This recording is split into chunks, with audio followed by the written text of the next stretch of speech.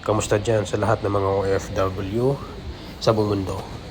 So, ngayong araw ay mag-i-encash tayo ng cheque. Ayan. From Santa Lucia.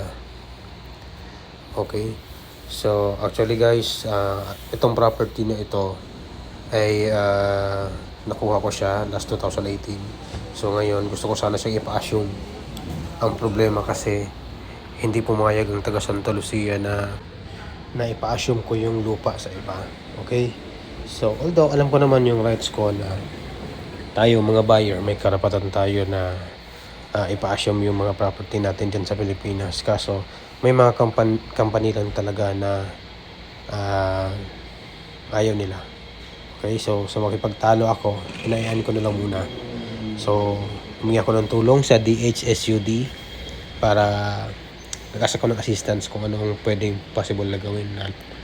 So, ang nangyari guys, sila ang nag-email sa Santa Lucia na ipapa-full refund na lang yung nabayad ko para which na.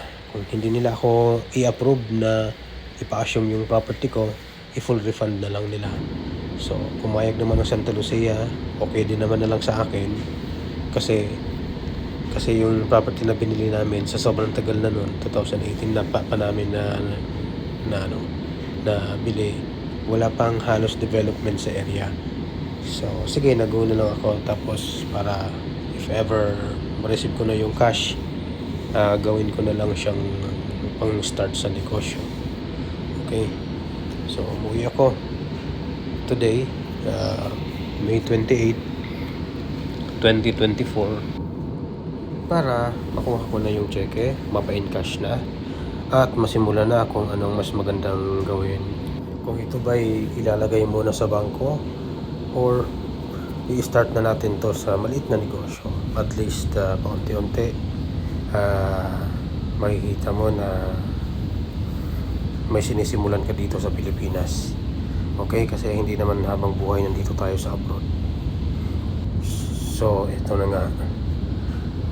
Habang nakadugaw tayo sa bintana ng eroplano, alam mo yun, ang dami mong mga realization sa buhay na hanggang kailan pa talaga tayo dito sa abroad. Parang ang sarap na talaga umuwi ng Pilipinas, magkasama ang pamilya. Nakikita ko sa bandang ilalim yung mga building, mga bahay na ganyan lang.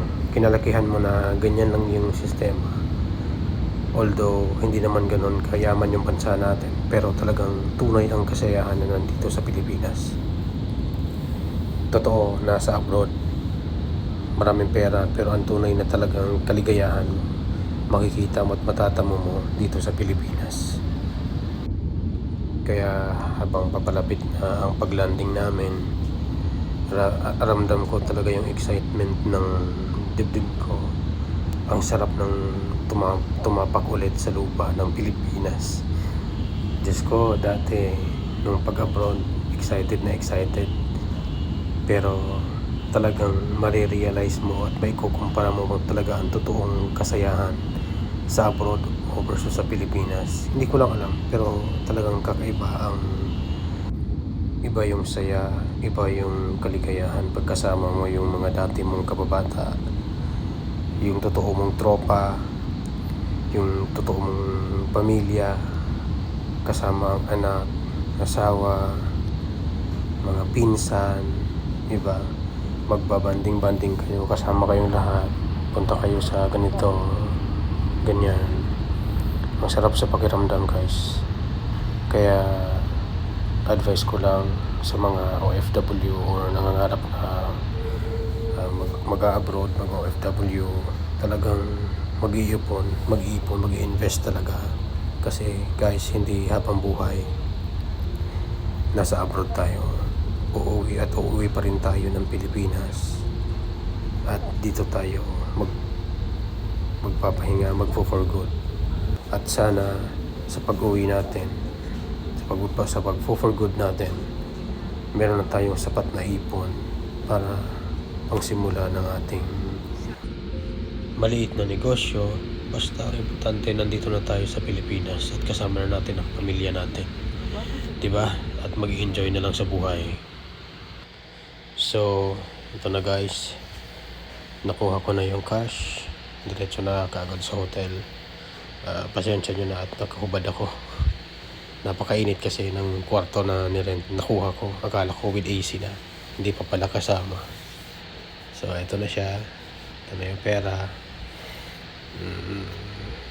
Actually guys, nung una ko siyang makita, first time ko makahawak na kung ganito kadaming pera.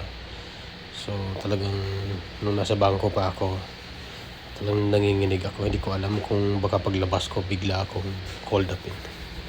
So yun lang guys. So maraming salamat at salamat sa panonood. Magkikita ulit tayo sa next video ko kung anong magandang gawin natin dito. Kaya huwag niyo kalimutan mag-subscribe. Okay? See you!